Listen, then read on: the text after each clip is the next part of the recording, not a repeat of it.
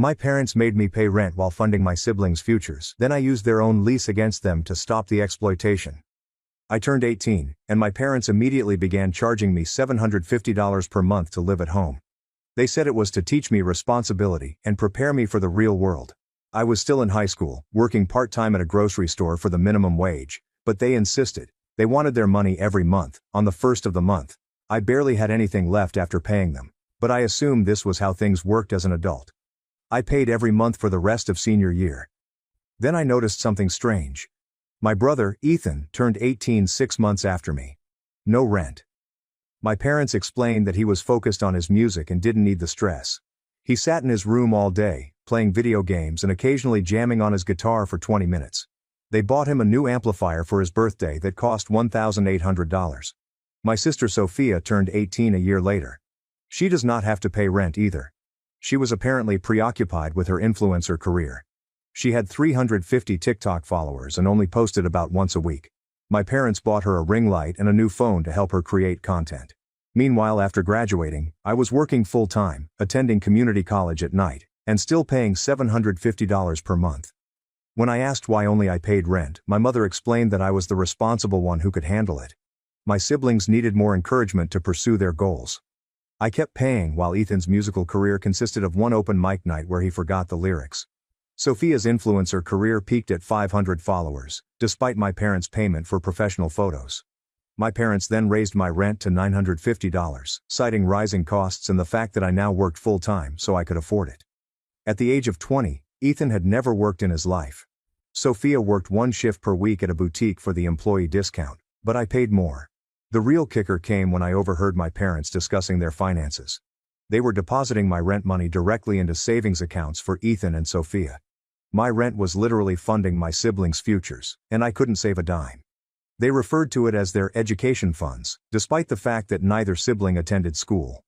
Ethan dropped out of community college after one semester, and Sophia never applied. I attended night classes and paid my own tuition.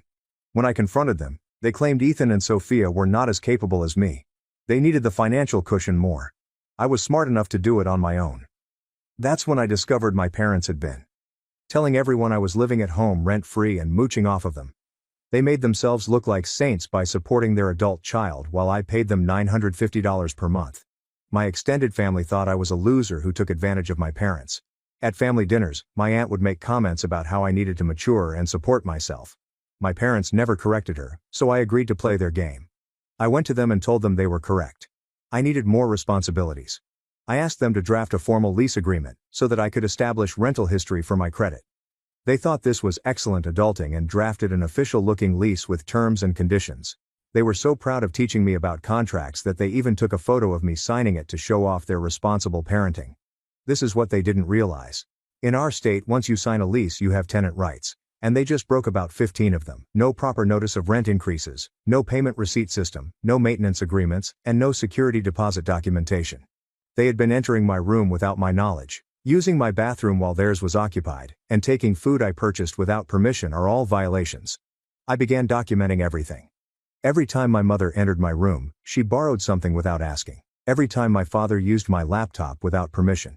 Every time they gave Ethan or Sophia money, they instructed me to pay more. They wrote the lease to allow for quiet enjoyment of the premises. It was difficult to enjoy when Ethan practiced his guitar badly at midnight, directly above my room. The lease specified access to common areas. Sophia's photography equipment is always spread across the living room, making it difficult to access. I sent them formal written complaints for each violation. They laughed at first, thinking I was overdramatic. Then I stopped paying the rent. I told them I was withholding it because of unresolved lease violations, as was my legal right as a tenant.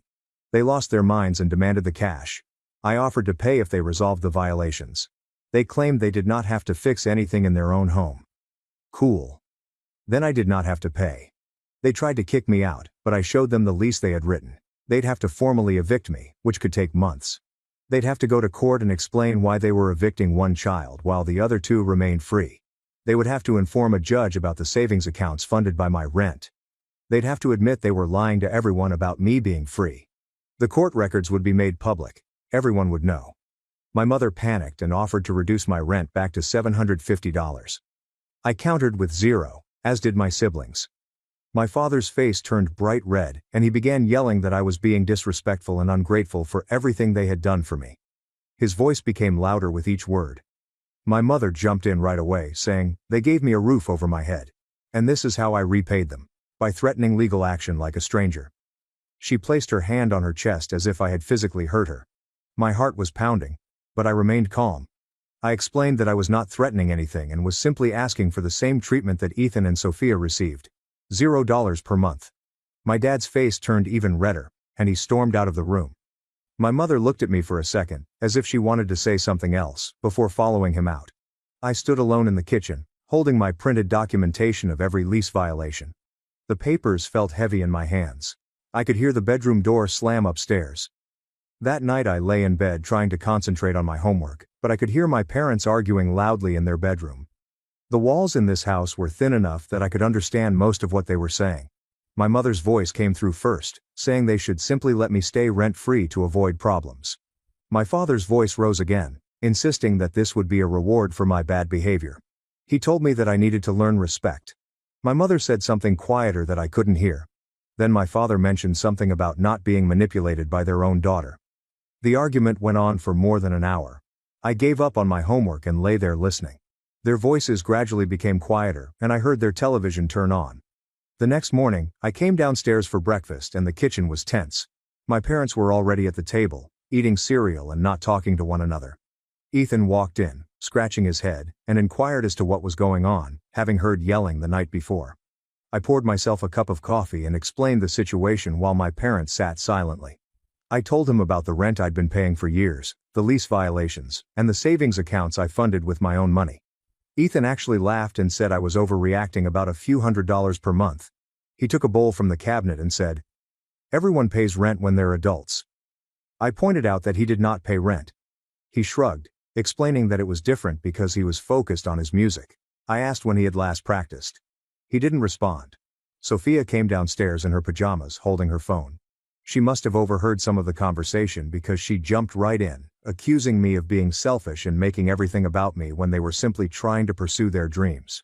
Her voice had that whiny tone she used to elicit sympathy. I looked right at her and told her that my rent money was literally funding her dreams. I told her about the savings account. She opened her mouth but nothing came out. She looked at my parents, expecting them to deny it. My mother gazed down at her cereal bowl. My father got up and made a lot of noise while putting his dishes in the sink. Sophia's face turned pale, and she sat down without taking any food. That evening, my parents summoned me to the living room.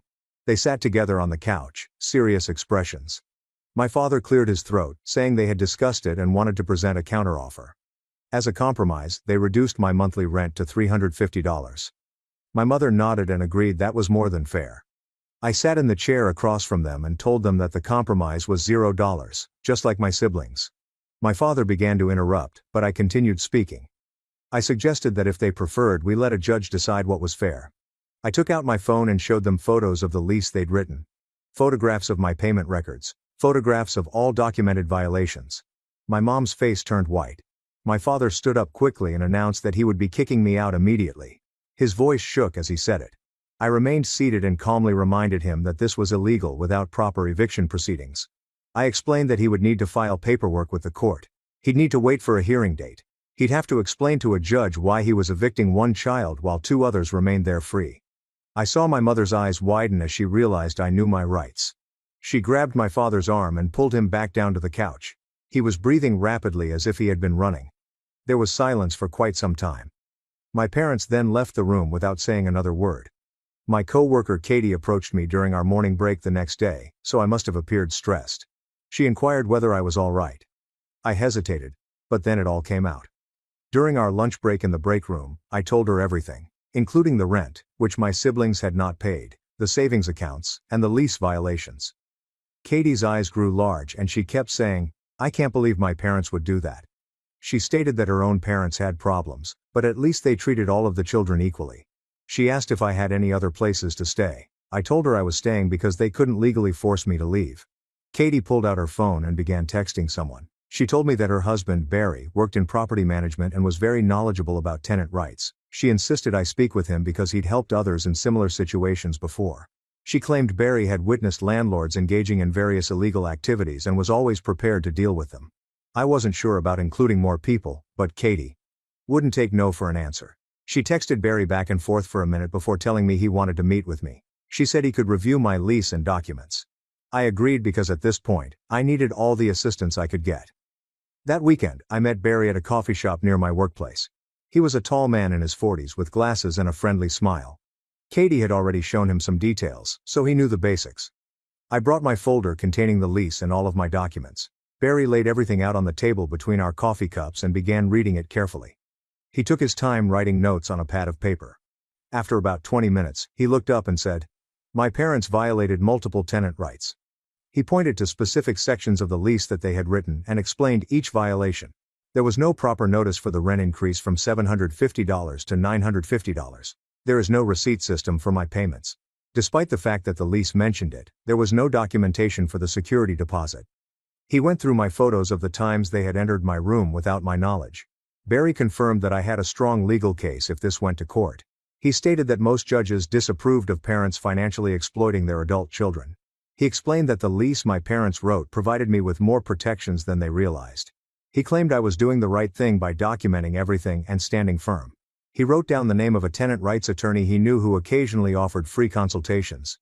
He advised me to contact this attorney if my parents persisted in their demands. I felt relieved to have someone confirm that I wasn't crazy for fighting this. Barry stated that he would be willing to testify as an expert witness if the situation required it. He advised me to continue documenting everything and not let my parents pressure me into paying or leaving. We spent another hour discussing my options, and he answered all of my questions. I left the coffee shop feeling more confident than I had in days. Barry jotted down the attorney's name and phone number on a napkin. Crystal Winters. He claimed she worked with young people dealing with family landlord issues and occasionally took cases for free when she believed someone was being taken advantage of. I thanked him and placed the napkin in my wallet. When I arrived home that night, I went straight to my room and took out the napkin. I stared at the phone number for a while before calling. A receptionist responded, and I explained my situation as briefly as I could. She put me on hold for a couple of minutes. When she returned, she mentioned that Crystal had an opening for Thursday afternoon if I could make it. I agreed right away, despite the fact that it meant leaving work early. The following few days passed slowly. I carried my documentation folder in my backpack wherever I went. My parents tried to talk to me several times, but I kept the conversations short. My mom asked if we could sit down and talk like adults. I told her we could discuss it after I spoke with my lawyer. Her face turned pale when I said that word. On Tuesday night, I was in my room studying when I heard a knock. Before I could respond, my mother opened the door. She had tears running down her cheeks. She sat on the edge of my bed without asking, and began crying more. She claimed I was tearing the family apart over money. She asked why I couldn't simply be the responsible one, as I had always been. She claimed Ethan and Sophia looked up to me, and now I was setting a bad example by involving lawyers. I shut my textbook and looked at her. I asked her directly why being responsible required me to be treated worse than my siblings.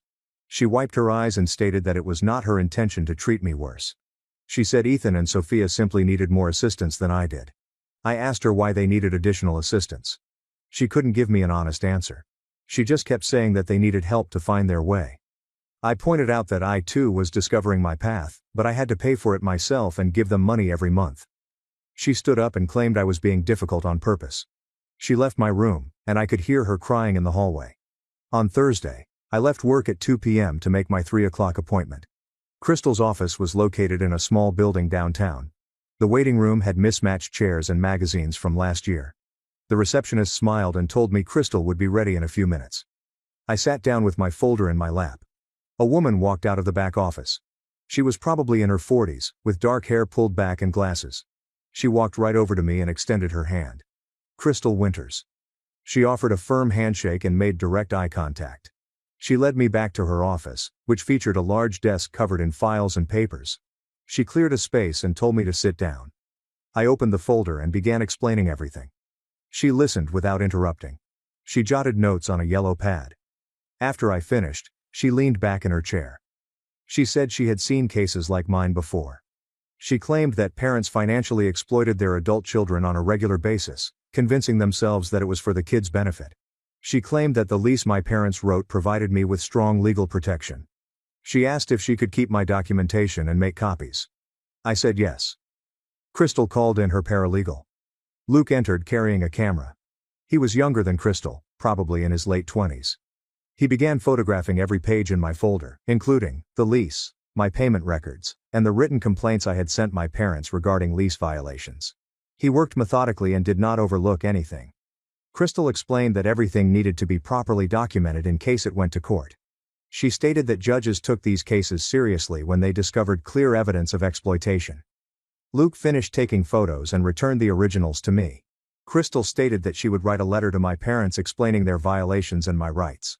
The letter stated that I would resume paying rent once all violations were resolved and I was given the same terms as my siblings, $0 per month.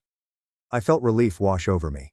Having a professional on my side made everything feel more genuine and less dramatic. Crystal said she'd have the letter ready by Monday and would mail it certified, requiring my parents to sign for it. She advised not to be surprised if they reacted negatively.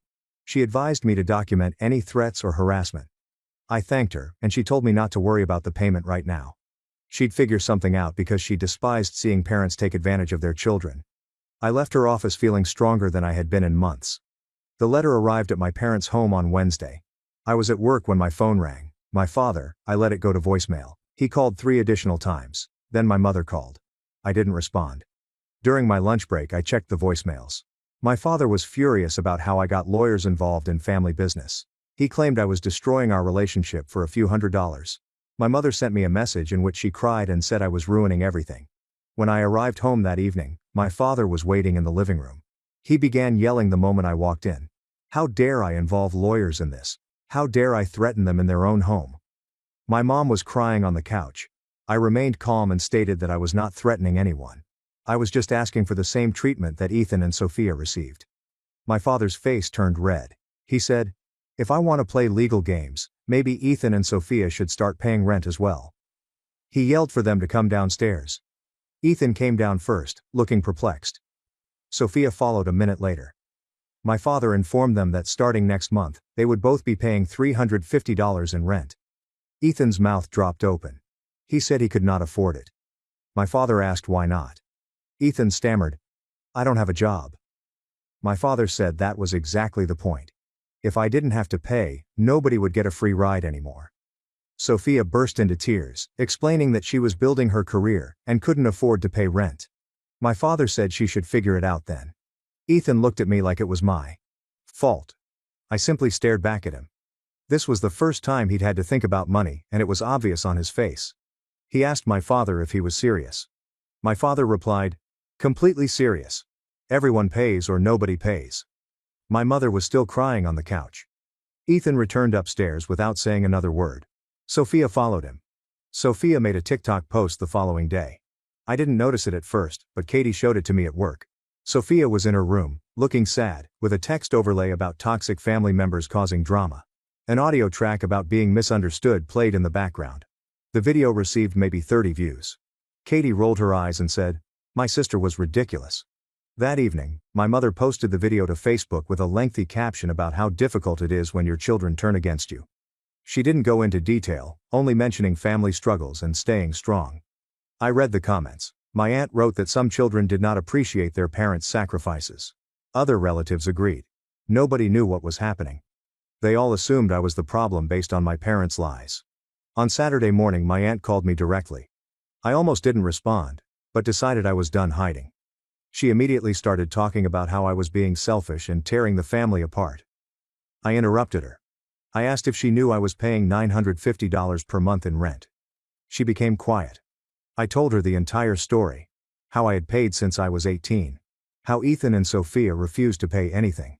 My parents put my rent money into savings accounts for my siblings. How they informed everyone that I lived freely. My aunt didn't say anything for a while. Then she said, "I have no idea." She claimed my parents always made it appear as if I was the one taking advantage. She apologized for judging me without knowing the truth. She admitted that the favoritism was wrong and apologized for the comments she had made at family dinners. I thanked her for listening. She said she'd call my parents and get their perspective, but she believed me. After we hung up, I felt as if someone in my family had finally understood what I was going through.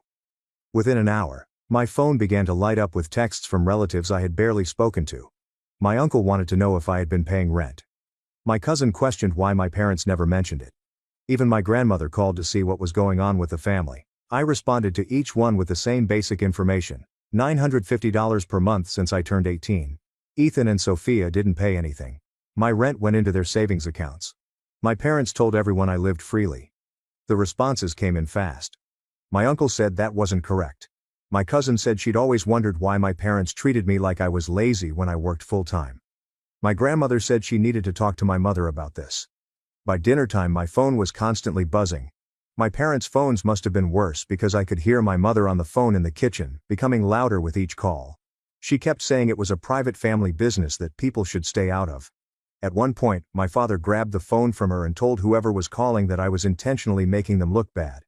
I stayed in my room, locked the door, and let them deal with the mess they'd made by lying to everyone.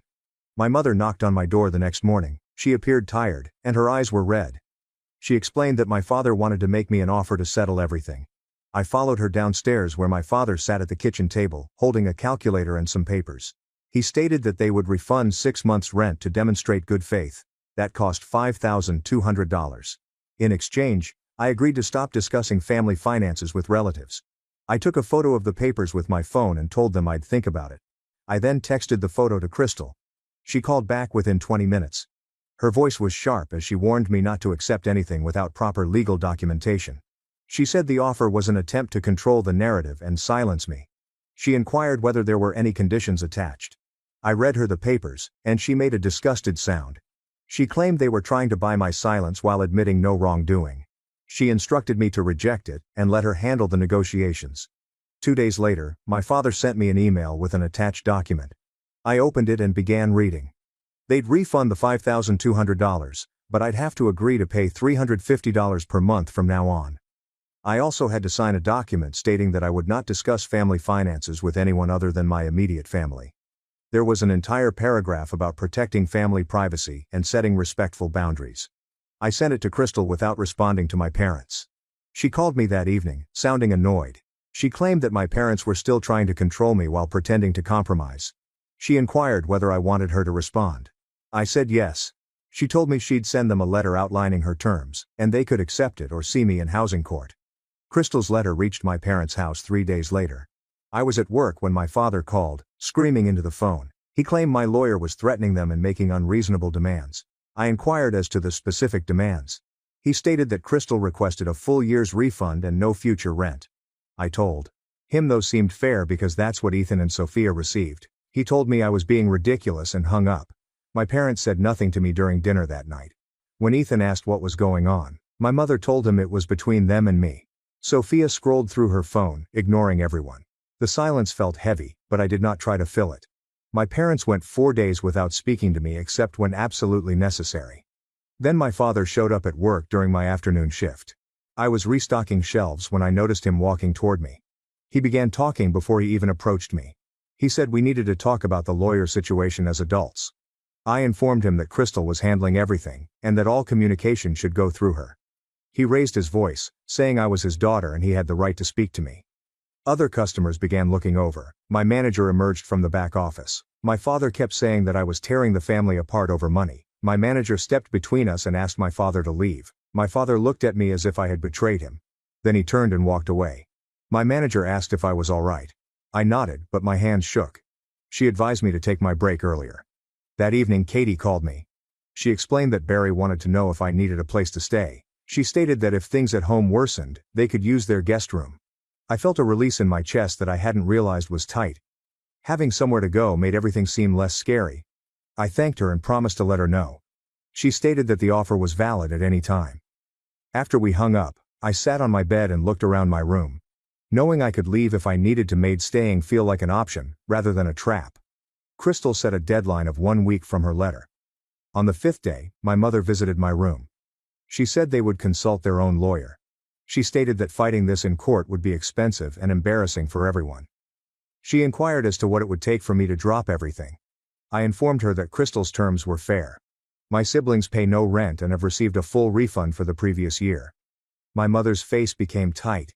She stated that it was $10,200. I stated that was what I had paid them. She departed without saying anything else. Day 6 passed without a word. On day 7, my father knocked on my door in the morning before I left for work. He said they had agreed on Crystal's terms. His voice sounded flat. He said they'd refund me for the entire year and let me live rent-free in the future, just like Ethan and Sophia. I inquired whether he was putting that in writing. He stated that their lawyer was drafting the agreement. I told him to send it to Crystal. He nodded before walking away. I got ready for work, feeling strange. I won, but it didn't feel like it. It felt like something in my family had broken and wouldn't be repaired.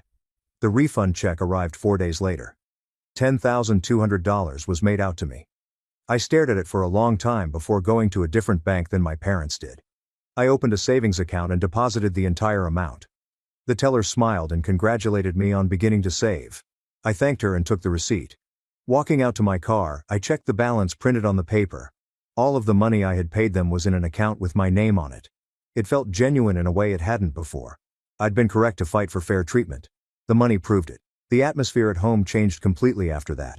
My parents stopped trying to talk to me about anything other than basic household chores. Ethan avoided me entirely, spending the majority of his time in his room. Sophia walked past me as if I were not there. Family dinners took place in complete silence, with everyone eating quickly and leaving the table. My mother attempted to strike up a conversation several times, but it fizzled out quickly when no one else joined in. I ate my food and returned to my room. The house felt cold for reasons other than temperature. My mother knocked on my door early the following morning. She entered without waiting for me to respond and sat on the edge of my bed. She began discussing household expenses and how they really needed my rent money to keep things running. I sat up, looking at her. I mentioned that she and Dad had been putting my rent into savings accounts for Ethan and Sophia. If they needed it for household expenses, why was it sitting in my siblings' bank accounts? She opened and closed her mouth again. Her face turned red and she stood up quickly. She left my room without saying anything more. 2 weeks passed with little conversation. Then one night at dinner, my father cleared his throat and made an announcement. Beginning next month, Ethan and Sophia will each pay $350 in rent.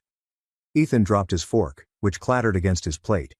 He started complaining that it wasn't fair and that he couldn't afford it. My father held up his hand and told Ethan to stop talking. He said that if I didn't have to pay, nobody would get a free ride anymore. Sophia's mouth dropped open, but she said nothing. I kept eating my food without looking at anyone. Ethan pushed his chair back and stomped up to his room. Sophia followed him a minute later. My parents sat in silence as I finished my dinner alone with them. The following week, Ethan was suddenly extremely busy. He printed out his resume and began applying for jobs online. He visited the mall and dropped off applications at each store. Within 5 days, he had an interview at a downtown music store. He returned home 2 days later and informed everyone that he had gotten the job. He'd be working 4 days a week to assist customers and organize inventory. My father nodded and said, "That's good." Ethan looked at me across the table, but I just ate my meal. It was funny how quickly he could find work when he needed it. He'd been saying for 2 years that no one was hiring and that he should focus on his music instead. It turned out that jobs were available the entire time. Sophia took a different approach. She stopped going to her boutique job and told my parents she couldn't afford rent while pursuing her influencer career. She needed to devote all of her time to content creation if she wanted to increase her following. My mother looked at my father, and he shook his head. He told Sophia she had 2 options. Pay $350 per month or find another place to live. Sophia's eyes widened and she began crying.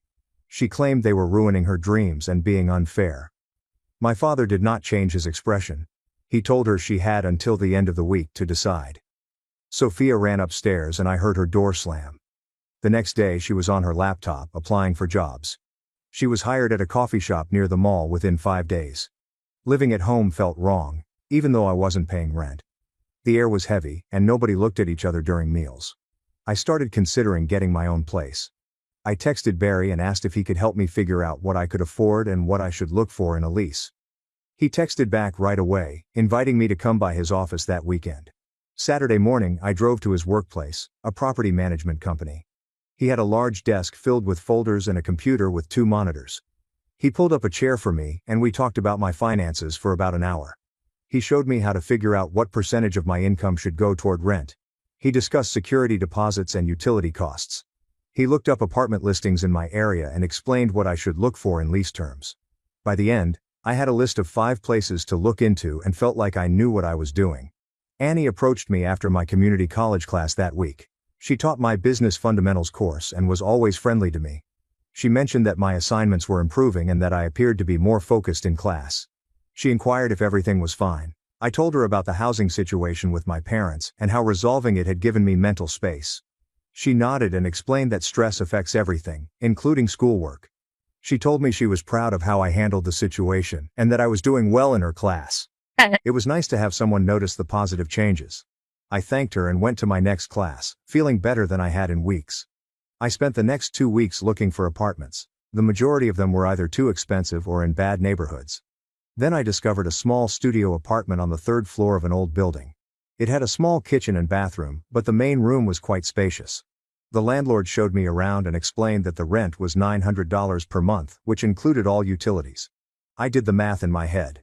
This was less than the $950 my parents had charged me. I'd pay less to live on my own than I did in their house. The irony was not lost on me. I filled out the application that day and was approved 5 days later. My mom's face changed when I told her I was moving out. She expressed genuine sadness and asked if we could mend our relationship. I told her honestly that I needed time to decide whether I wanted them in my life, after how they had treated me. She began crying, and my father wrapped his arm around her. He said nothing, but his jaw was clenched. I went upstairs and started packing my belongings. I had a month until my lease started, but I wanted to be prepared. The week before I moved, Ethan knocked on my door. He asked if he could help me move my belongings to the new apartment. I was surprised, but agreed. On moving day, Ethan arrived with his car. We loaded boxes and furniture, making 3 trips back and forth. On the last trip, he told me that he had no idea how unfair things had been until he had to get a job himself. He apologized for laughing at me when I first brought up the rent situation. He admitted to living in a bubble, and our parents had allowed him to stay there. I told him I appreciated his apology. We carried the last box up to my apartment, and he assisted me in arranging the furniture. Before leaving, he hugged me and expressed his desire for us to remain close. Sophia did not apologize, but she did stop making vague complaints about me on social media. Katie showed me that Sophia had deleted all of her posts about family drama and toxic siblings. Sophia received her first real paycheck from the coffee shop 1 week after I moved out. She posted a picture of it with the caption, "Honest work and earning your own way." She was now working 4 days a week and appeared to be less concerned with becoming famous on the internet. Sophia had begun discussing the possibility of attending community college next semester, according to my mother. Reality had struck both of my siblings, and they were handling it differently, but they were dealing with it. Moving into my studio felt different from the beginning. I chose a small secondhand couch and dark blue fabric and positioned it against the wall near the window. The kitchen had just enough space for a small table and 2 chairs, and I bought real dishes instead of paper plates, as I had done at my parents' house, to avoid arguments over who would wash them. I hung up some posters I'd had rolled up in my closet for years because Sophia always said they were ugly, and my mother would take them down. They were now on my walls, and nobody could say anything. I cooked actual meals for myself and ate them whenever I wanted, without Ethan showing up to steal half of my food or my father helping himself to the leftovers I had been saving. My belongings remained exactly where I put them. My shampoo remained in my shower. My snacks remained in my cabinet. Nobody borrowed my laptop, towel, or phone charger. The level of freedom exceeded my expectations. A week after I moved in, Crystal called to inform me that she was closing my case file. She stated that she never charged me for any of her work because parents who exploit their children financially made her very angry, and she was happy to assist me in standing up for myself. I tried to offer her something, but she refused and told me to use the money for my future instead. I thanked her about 5 times before hanging up, promising to send her a card. Katie and I began hanging out on weekends after she helped me get through the worst of the conflict with my parents. We'd go get coffee, walk around the mall, or just watch movies at her place with Barry. Having a genuine friend who knew the whole story and still supported me meant more than I could express. She never judged me for my legal issues or made me feel bad for going against my family. She simply listened and said I deserved better treatment. After 3 months in my new apartment, I had established a routine that felt stable for the first time in many years. I worked my shifts, went to class, came home to my own space, and saved money every month because I no longer had to pay rent. My phone buzzed with a text from my mother, asking if we could meet for coffee and talk. I stared at the message for a few minutes before saying I'd meet her at a coffee shop near campus. Part of me wondered if she was really ready to admit what she'd done wrong, or if this was just another attempt to guilt me into returning. I arrived at the coffee shop first and ordered a regular coffee with cream. My mom arrived 10 minutes later, looking tired and older than I remembered. She ordered tea and we sat at a corner table away from the others. She started talking right away and expressed her genuine regret for the favoritism and financial exploitation. She explained that she had convinced herself that I was stronger and more capable than Ethan and Sophia, so it was acceptable to treat me differently and expect more of me. But now she realized how wrong that was, and how much damage it had caused. She admitted to using my supposed strength as an excuse to take advantage of me while babysitting my siblings. Hearing her say the words aloud made something tight in my chest loosen up slightly. I told her that I appreciated her apology, but that rebuilding trust would take time. She nodded, stating that she understood and would wait as long as I needed. 2 days after meeting with my mother, my father sent me an email. It was shorter and less personal than my mother's apology, but he admitted that he was wrong to charge me rent while allowing Ethan and Sophia to live freely. He apologized for not treating me fairly, and expressed hope that we could improve our relationship moving forward. The email felt stiff and awkward, as if he had struggled with every word. But I appreciated that he had at least attempted to admit his mistake. I responded briefly, thanking him for his apology. Over the next few months I began meeting my parents for dinner at restaurants every couple of weeks. We kept things neutral and talked about everyday topics like work, school and the weather. They were learning to treat me as an independent adult, rather than a source of income or a problem to be solved. My mother stopped trying to give me advice on every decision I made, and my father stopped acting as if I owed him anything for raising me. The dynamic had changed, and it felt more balanced. Ethan and I actually became closer after I moved out. He began texting me more frequently, and we would occasionally grab lunch together after his shifts at the music store. He told me that after having to start working and paying his own way, he realized how unfair things had been. He apologized for laughing at me when I first complained about the rent situation, and he admitted to living in a bubble created by our parents. He was still working at the music store and seemed to enjoy having structure and purpose in his life, rather than just sitting around playing video games all day.